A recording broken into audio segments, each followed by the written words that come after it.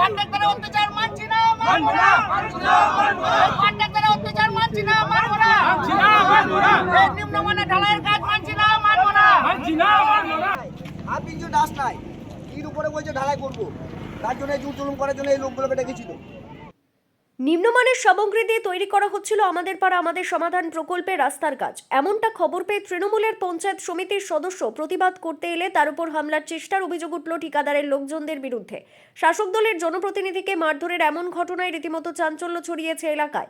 শনিবার রাস্তা তৈরিকে কেন্দ্র করে এমন তুলকালাম কাণ্ড বাঁধে বীরভূমের দুবরাজপুর ব্লকের অন্তর্গত হেতমপুর গ্রাম পঞ্চায়েতের গোকরুল গ্রামে। সেখানে স্কুলে ঢোকার জন্য যে রাস্তা রয়েছে সেই রাস্তা তৈরি করা হচ্ছিল, তবে অভিযোগ দায় সারাভাবে কাজ করা হচ্ছিল, আর এর প্রতিবাদ করেন গ্রামের কয়েকজন। এইখানে যে কন্ট্রাক্টর জোর জবরদস্তি ঢালাই করার জন্য যে কোনো ডাস্ট ছিল না, ঠিক আছে, বিনা ঢালাই করবো বলছিল, ওদের ঢালাই করবো বলছিল, আমরা ঢালাই করতে দিই নাই। তো ফোন করেছিল যে কখন ওর যে পঞ্চায়েত ইয়েতে ওদের যে লোকগুলো আছে তারা এলো, এসেই আমাদেরকে গ্রামের লোককে মারধর, প্লাস যে আমাদের পঞ্চায়েত সমিতির মেম্বার এসেছিলো তাকেও মারধর। পাশাপাশি দুবরাজপুর পঞ্চায়েতের পঞ্চায়েত সমিতির সদস্য বিজয় দাস ঘটনাস্থলে এসে প্রতিবাদ করেন। আর এমন ঘটনায় ঠিকাদার কাজ বন্ধ করে গ্রামবাসীদের উপর হামলা চালানোর পাশাপাশি পঞ্চায়েত সদস্যের উপর হামলা চালানোর চেষ্টা চালানো হয় বলে অভিযোগ।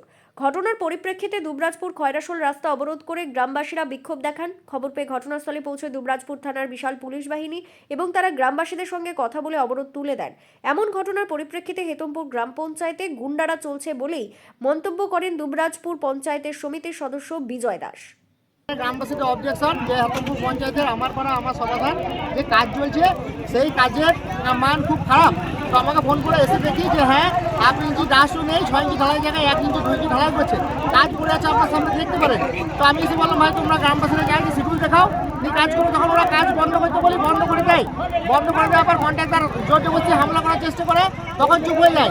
তারপর হঠাৎ করে 15 মিনিট পর ওই কন্ট্রাক্টর নিজেকে 5-7 জন বাইক বানিয়ে এসে আমাদের গ্রামবাসীরা আমাদের ছেলের উপর হামলা করার চেষ্টা করে, এবং আমি পঞ্চায়েত সমিতি মেম্বার আমার উপর হামলা করার চেষ্টা করে, হ্যাঁ বাঁশ রড লাঠি নিয়ে এসেছিল। তো এই অত্যাচারের বিরুদ্ধে আন্দোলন করছি, রাস্তা আটক করেছি, আমরা যে কন্ট্রাক্টর এসেছি সেই কন্ট্রাক্টরকে আটক করে রেখেছি, কারণ এই অত্যাচার মানবো না।